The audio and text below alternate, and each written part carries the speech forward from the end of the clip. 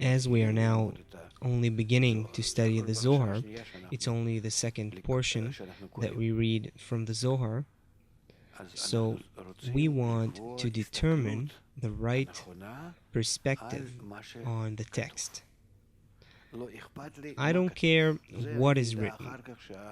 That I'll know later, when the Zohar will be revealed to me, when the surrounding light that it brings me will influence me, when I'll absorb these impressions from the surrounding light, when I'll begin to somehow get these impressions and work with the unfolding reality.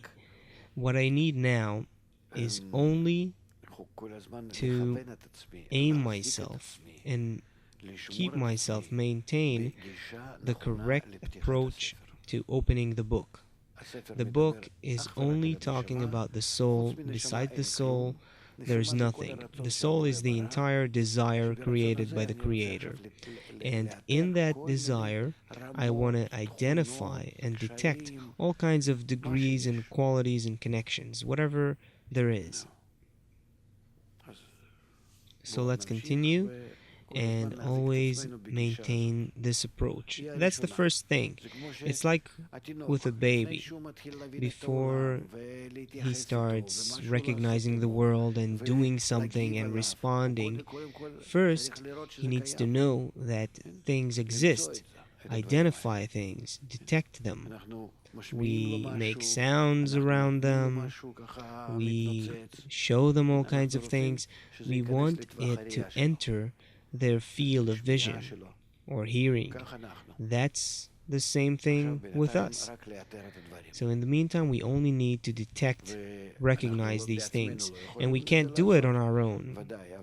Of course, the approach, the effort, is what allows the surrounding light to influence us, meaning those things we're reading about begin to shine on us to the extent that we want to recognize them. They as if project their frequencies onto us, because the entire reality is a gamut of frequencies. So every discernment has its own frequency, and when I try to recognize them, then I perceive a certain frequency, some response, and that is called surrounding light. So, according to my inclination, the senses towards these things begin to awaken within me.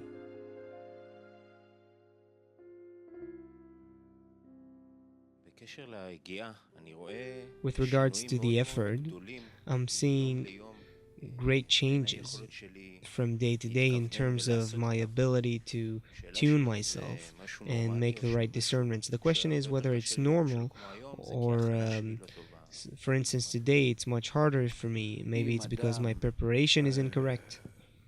Well, if a person studies the book of Zohar at least an hour a day,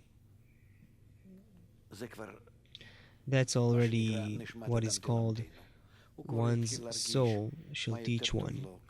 He'll start feeling what's better for him, this way or that way, perhaps add another hour in the evening or in the morning, or read something like that in the same way in the middle of the day, or repeat the lesson through the internet or previous lessons.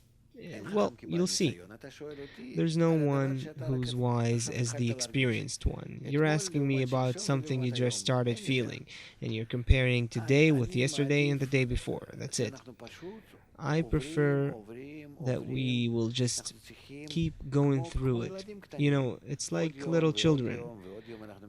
You look at them, and a day and another day and another day until they grow. You have to allow that. But the reshimot, you see, the recollections are always emerging. You're saying there are changes. So just allow these changes to happen.